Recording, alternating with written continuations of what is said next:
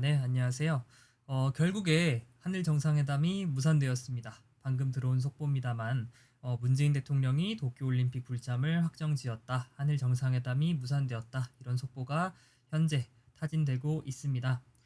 박수현 청와대 국민소통수석이 발표를 했는데, 박수현 수석 같은 경우는 오늘 아침까지만 해도 라디오 인터뷰에서 한일 정상회담의 가능성을 아직 보고 있다. 열심히 협상을 하고 있다.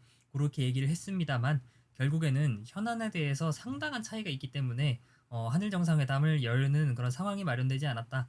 그런 이유를 들어서 연기가 되었다고 발표를 했습니다. 사실은 언제 찍을까 고민을 좀 했어요. 한일 정상회담이 열리고 나서 어떤 결과가 나오고 나서 찍어야 될지, 혹은 중간에라도, 왜냐면 뭐 모두가 아시겠지만 여러 가지 사건들이 있었기 때문에 그때마다 찍었어야 되는지. 근데 하여튼간에 불참이 됐기 때문에 왜 이런 불참까지 오게 됐고, 앞으로 한일 관계는 좀 어떻게 될 것인지에 대해서 얘기를 조금, 그러니까 제 개인적인 생각을 얘기해 보려고 합니다. 우선은 한일 정상회담 자체는 원래 예정이 사실은 돼 있던 거죠. 왜냐하면 2018년에 평창올림픽 당시에 아베 신조 일본 총리가 대한민국을 방문했었기 때문에 당연히 그에 대한 답방 형식으로 문재인 대통령이 도쿄올림픽에 참석하는 게 예정이 되어 있었습니다. 다만 2018년과 2020년, 올해는 2021년 그 3년 사이에 많은 일들이 있었죠. 한일 관계에서. 수출 규제 문제도 그렇고요. 지소미아 파기 문제도 그렇고요. 초계기 문제도 그렇고요. 최근에 방위백서의 독도 문제도 마찬가지고요. 여러 가지 문제가 있었습니다. 그래서 과연 문재인 대통령이 일본에 방문하는 것이 옳으냐, 그르냐를 가지고 설왕설래가 많았던 것도 사실이고요. 그래서 이렇게까지 방일 여부가 사람들의 관심을 끌었던 것 같아요. 얼마 전에 이 한일의원연맹에서요, 이 일본에 방문을 했습니다. 사실은 한일의원연맹에서 일본에 방위를 했다는 것은 어떤 뜻일까요? 어느 정도 전제 조건이 충족이 됐다는 거겠죠? 양국의 당국자들 사이에. 그래서 한일의원연맹에서 뭔가 조금 분위기를 만들고 그 다음으로 대통령이 방위를 하는 그런 그림을 위해서 며칠 전에 이 김진표 당시 의원연맹 대표가 방위를 했었습니다만, 여기서도 이제 일본 측에서는 대통령이 와줬으면 하는 말까지 했습니다. 니카이 간사장 같은 경우도 문재인 대통령이 오면은 따뜻하게 환영하겠다라는 말을 했고요. 요때까지만 해도 저는 성사가 될 것 같았습니다만, 이게 굴러가는 모양이 영 좋지 않은 것 같았어요. 왜냐하면 이 일본 언론들에서 너무 소위 말하는 언론 플레이를 하는 게 눈에 보이더라고요. 예를 들어서 이 니케이 신문, 니혼 게이자이 신문 보시면 한일 정상회담이 이달 중에 개최된다. 양국 정부가 조율 중이다. 요런 게 7월 11일자로 나왔고요.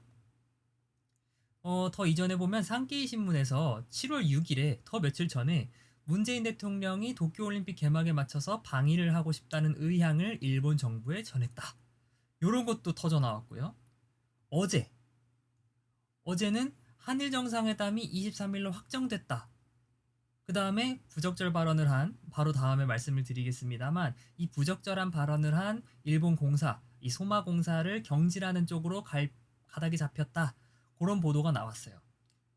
이게 벌써 세계 언론사에서 이런 얘기가 나온 거거든요. 이거는 일본 정부가 흘리는 거죠. 그러니까 원래 우리 외교에서는 정상회담이 이루어진다면 그 정상회담 일정은 정상적인 외교적인 프로토콜을 통해서 공개되는 것이 일반적입니다. 사실은 한일 관계에서는 이게 정상적인 외교 프로토콜이라는 게 지켜지지 않은 게 꽤 오래됐지만, 하여튼 간에 이런 상황이라면 더더욱이 신중했었어야 되는데, 일본 정부에서 이렇게까지 나온다는 거는 우리 정부로서도 납득하기가 어려웠겠죠. 왜냐하면 우리 정부에서도 과거에 뭐 수출 규제 당시에 이 반일에 대해서 얼마나 불씨를 댕겼습니까? 그런데 이제 와서 일본의 유화적인 제스처를 취한다는 것도 나름대로 양보를 많이 했다고 생각했을 수도 있어요. 정부 입장에서. 그런데 이런 상황에서 부적절한 발언이 오가고 소위 말하는 언론 플레이가 일어나고, 그렇기 때문에 당연히 이 한일 정상회담의 가능성은 점점 멀어지고 있었다. 애초에 저는 그런 생각이 들었습니다. 언론에서. 이렇게까지 하는 거는 전 처음 봤어요. 일본에서. 보통 이렇게까지 하진 않거든요. 지금 보시면 언론 플레이가 3개가 나왔어요. 심지어 이 상계이발 언론 플레이는 문재인 대통령이 먼저 일본에 숙이고 들어왔다는 뉘앙스로 얘기를 하고 있고, 니케이 신문도 마찬가지거든요. 왜냐하면은 그 문재인 대통령의 방을 의향을 일본이 수용했다라고 기사가 나왔거든요. 니케이에서는. 그리고 이번 요미우리 신문의 보도도 마찬가지고요. 경질을 한다고는 했는데 아직 경질이 됐다는 얘기가 없어요. 공식적으로. 그리고 우리 정부의 입장을 봐도 아직까지 공식적으로 어떤 문서라든가 공문의 형태로 소마공사를 경질한다는 게 접수가 되지 않았다고 해요. 받지 못했다고 해요. 그러니까 정부 입장에서는 상당히 불쾌했을 수도 있습니다. 그렇기 때문에 아마 결국엔 불발된 것이 아닌가 그런 생각이 듭니다. 빈정이 상하면 아무것도 못하는 건데요, 서로. 지금 빈정이 단단히 상해버린 그런 모습입니다. 사실은 스가 요시히데 총리도 마찬가지고 우리 문재인 대통령도 마찬가지고 임기가 다들 얼마 남지 않았기 때문에, 왜냐하면 스가 총리는 뭐 임기 제한은 없죠. 다음 총재 선거에서 본인이 이기고 중의원 선거에서도 승리한다면 본인이 계속 총리를 가져가시겠지만, 글쎄요, 그게 생각처럼 되진 않을 것 같아요. 지금 아사히 신문 여론조사 기준이긴 합니다만 여론조사 지지율이 역대 최저를 찍었다 그래요. 31%. 거의 내각 지지율이 31%가 나왔다는 거는 총사퇴감이거든요. 근데 지금 그 정도까지 곤두박질을 친 상황이고, 도쿄올림픽 같은 경우는 성공적으로 개최가 안 될 것 같은 그림이 계속 나오고 있고요. 선수촌에서는 연일 확진자가 발생하고 있고, 뭐 성폭력 사건도 일어나고, 개막식 음악 감독으로는 뭐 학교 폭력을 한 그런 뮤지션이 들어가고, 지금 난리도 아니란 말이에요. 문재인 대통령도 마찬가지죠. 임기가 얼마 남지 않았어요. 물론 다음 정권을 누가 가져가느냐에 따라서 문재인 대통령의 외교 정책 혹은 문재인 대통령의 영향력이 살아있을 수도 있지만, 일단 확실한 건 문재인 대통령의 임기가 1년도 채 남지 않았다는 거예요. 그러면 둘이 만나서 도대체 뭐를 할 수 있었겠느냐. 그렇기 때문에 동력이 약했던 것도 있을 수 있겠습니다. 요런 얘기가 돌았어요. 최근에 또. TBS에서, 일본 TBS에서 그저께쯤에 속보가 나왔어요. 이 유튜브에 올라왔었는데, 뭐 독자 이렇게 해가지고요. 이 일본 측은 이 한국 쪽에 했던 그런 수출 관리라고 얘기를 하지만요. 수출 규제. 그러니까 화이트리스트에서 한국을 배제했던 것을 원상 회복을 시키고, 한국 측은 이 지소미아라는 거를 안정화시키는 쪽으로 서로 일단은 과거의 갈등의 어떤 불씨가 되었던 부분을 원점으로 돌리고 거기서부터 회담을 시작하자. 그런 쪽으로 갈피가 잡혔다. 의제가 잡혔다라는 TBS의 단독 보도가 나왔었습니다. 그러니까 이런 식으로 일본 언론에서 다 나온 거거든요. 니케이, 산케이, 요미우리, TBS까지. 이렇게 돼버리면 우리 정부에서도 이게 뭐지? 우리 정상회담을 하자는 건가 말자는 건가? 그런 의구심이 들었을 수도 있어요. 그리고 뭐 이분 얘기를 빼놓지 않을 수 없는데, 이 소마공사 관련해서 저는 개인적으로 깜짝 놀랐습니다. 일본의 외교관이 뭐 북한이나 중국의 외교관이 그랬다면은 사실은 뭐 일상다반사고, 뭐 반발을 해도 항의를 해도 들어먹지 않는 나라기 때문에 저도 그러려니 했을 텐데, 참 이게 있을 수 없는 일이거든요. 외교관에 있어서. 문재인 대통령이 한일 관계에 있어서 일본 측은 관심도 없는데 본인 측이 혼자 자위행위를 하고 있다라는 표현을 썼어요. 그 JTBC의 여성 기자들과 함께한 간담회 자리에서. 이 자위행위라고 표현은 했지만 이 마스터베이션이라는 표현을 사용했거든요. 적절하지 않은 표현이죠, 외교관으로서. 정말 적절하지 않은 표현이죠. 이런 얘기를 도대체 왜 했을까? 오죽 일본 측에서도 깜짝 놀랐으면 그 일본 대사 명의로 새벽 2시에 입장문이 나갔습니다. 엄중주의 조치를 했고 바로 그 자리에서 취소를 했고, 문재인 대통령을 상대로 한 발언은 아니었다는 거죠. 문재인 대통령을 상대로 한 발언이 아니었어도 문제예요. 그러면은 대한민국의 외교 당국자들과 외교관들이 마스터베이션을 하고 있었다는 그런 소리가 되는데, 그거는 우리 외교 당국에 대한 모욕인 거죠. 대통령에 대한 모욕을 떠나서. 그리고 결정적으로 그런 내용도 있었다 그래요. 간담회 자리에서. 한국 측이 위안부 문제, 강제징용 문제에 대한 답안지를 가지고 와야 된다. 정치인이라면 이런 말을 할 수 있는데, 이 외교관이, 그것도 대사가 아니라 일개 공사가 이런 말을 할 수 있는가? 그거는 우리가 한번 생각해 볼 포인트겠죠. 그리고 또 추가로 마스터베이션 그리고 답안지를 가져와라라는 발언 말고도 이 스가 총리가 그런 말을 했어요. 얼마 전에 이 문재인 대통령이 일본에 오면은 환영하겠다, 따뜻하게 맞이해 드리겠다 라는 말을 했거든요. 스가 총리가. 근데 일본 공사가 그런 말을 했습니다. 그거는 정치적인 수사에 불과한 것이다. 글쎄요. 총리의 말이 설령 정치적 수사였다고 할지라도 일국의 대표입니다. 총리면 일본국의 대표인데 일본국의 대표가 한 말을 본인이 일개 공사가 공무원에 불과한 사람이 그 가치를 폄하할 수 있을까요? 발언의 의미를 폄하해도 되는 걸까요? 저는 그거는 적절하지 않다고 생각해요. 해서는 절대 안 됐을 행동입니다. 외교관으로서. 최악이에요. 왜 일본이 이런 말을 했을까? 결국에는 이 말이 소마공사가 코리안 스쿨 출신이에요. 한국통이란 말이에요. 왜 이런 말을 했을까? 결국에는 일본 외교가에 전반적으로 퍼져 있는 시각이 그렇다는 거죠. 사실은 이 마스터베이션, 그러니까 한국 측이 대일 외교를 할 때 뭔가 스스로 자의 행위를 하고 있다 이런 말 자체는 노무현 정부 당시부터 나온 얘기거든요.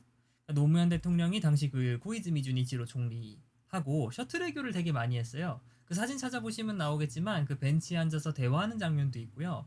되게 친밀한 어떻게 보면 외교를 했거든요. 근데 노무현 대통령 임기 말에 가서 갑자기 대일 외교의 자세가 180도 바뀌어 버려요. 왜 그랬을까? 결국에는 얘기를 들어보니까 이 노무현 대통령이 이 고이즈미 총리를 사석에서 만났을 때나 언제나 이 야스쿠니 신사 참배 문제는 조금 자제를 해달라. 이런 식으로 말을 계속 해왔다는 거죠. 그때마다 고이즈미 총리는 알겠다, 검토해보겠다. 라고 말을 해서 노무현 대통령은 그럴 줄 알았던 거예요. 근데 어째요? 결국에는 신사 참배를 계속해서 했죠. 야스쿠니 신사를. 갔단 말이에요. 그러니까 노무현 대통령 입장에서는 실망했다 이거예요. 근데 또 일본 입장에서는 아니 검토해보겠다 그랬지 안 하겠다고 한 게 아니지 않느냐. 이 한국 측이 너무하다 이거는. 단지 그런 이유 가지고 외교의 자세를 이렇게 180도 바꿀 수 있느냐. 그런 비판 여론이 일본에서 일었고 그때부터 한국의 대의 외교 자세를 혼자 뭔가 만족할 만한 행동을 생각하고 그러니까 혼자 우리 이 정도면 일본이 만족해주겠지? 라고 생각하고 혼자 마스터베이션을 하고 있다. 이런 표현이 그때부터 유행을 하기 시작했다고 합니다. 그럼에도 불구하고 이런 표현은 했으면 안 되죠. 아마 이 발언이 결정적이었을 거라고 저는 생각을 합니다. 문재인 대통령이 아무리 가고 싶었어도 이렇게 돼버리면 갈 수가 없죠. 국민적 여론이. 그쵸? 지금 이런 마스터베이션을 하고 있다는 소리까지 듣고서도 일본에 간다는 거는 그 지지층들한테도 호응을 못 받을 거고 일반 국민들의 자존심에도 용인이 안 될 거예요. 왜냐하면 최근에 있었던 도쿄올림픽 지도에서의 독도 표기 문제도 마찬가지고 그 올림픽 내부에서 뭐 얼마 전에 선수촌에 건 그런 깃발 슬로건에 관련된 문제도 마찬가지고 뭔가 계속 한국 측이 일본에 밀리고 있다는 인상을 계속해서 주고 있거든요 국민들에게. 그런 상황에서 이런 발언 문제까지 터졌는데도 일본에 방문을 한다. 그거는 대통령으로서 정치인으로서는 쉬운 결정이 아니었을 겁니다. 네. 그래서 아마 왜 방일이 취소됐는지에 대해서 한번 얘기를 해봤고요. 뭐 요약을 해보자면 첫 번째로 일본 측의 언론 플레이가 너무 심했다. 두 번째로 언론 플레이가 심한 와중에도 어떻게든 한국 측은 대일 외교를 성공적으로 이끌어보고 싶었던 마음이 컸던 것 같아요. 그래서 어떻게든 정상회담을 이끌어보려고 했으나 정상회담 성사 2, 3일 전에 하필 일본 공사에 망언이 터졌다는 거죠. 세 번째로는 아무래도 일본 측이 이 한국에 대한 외교를 많은 부분 포기한 것 같다. 마음을 비운 것 같다. 그런 생각이 많이 들었습니다. 앞으로 한일 관계가 어떻게 될지는 사실은 정말 모르겠어요. 왜냐하면 일본의 선거가 남아있고 한국도 얼마 있으면 대선이 있고요. 사실은 이젠 끝이에요. 한일 정상회담을 어떻게 할 수가 없죠. 한일 관계는 이대로 우리 대선, 일본 중요한 선거 끝날 때까지는 갈 겁니다. 어쩔 수 없어요. 바뀌지 않을 거예요. 그러면 그 상황에서 미국은 과연 어떤 태도를 보일지, 우리는 이 이후에 어떤 태도를 보일지, 그것도 한번 지켜볼 만한 태도인 것 같습니다. 하여튼 제 생각에는 사실은 최근에 한일 관계 악화에 있어서는 한국의 책임도 상당히 커요. 한국의 책임도 상당히 크고 예를 들어서 위안부 합의를 기껏 해놓고 그거를 뒤집는다든가 혹은 뭐 죽창가를 부른다든가 뭐 거북선 횟집을 간다든가 뭐 그런 식으로 반일 불매 운동이 민간 주도로 한 거라고는 하지만 정부에서 계속 은근히 주도하는 모습을 보였거든요. 그런 모습을 보면서 한국 측의 책임도 상당히 있지만 이런 공사의 발언이라든가 혹은 일본 측도 아베 정권 당시의 고노다마를 수정하려고 들었거든요. 심심하면. 그러니까 그런 모습들을 보면 지금 한일 관계 파탄의 책임이 과연 누구에게 있는가? 뭐 양비론적인 얘기인 것 같기도 하지만 저는 한일 양국에 있다고 생각합니다. 하여튼 이번 한일 정상회담의 파탄으로 앞으로 어떻게 될지 한번 지켜보면 재밌을 것 같습니다.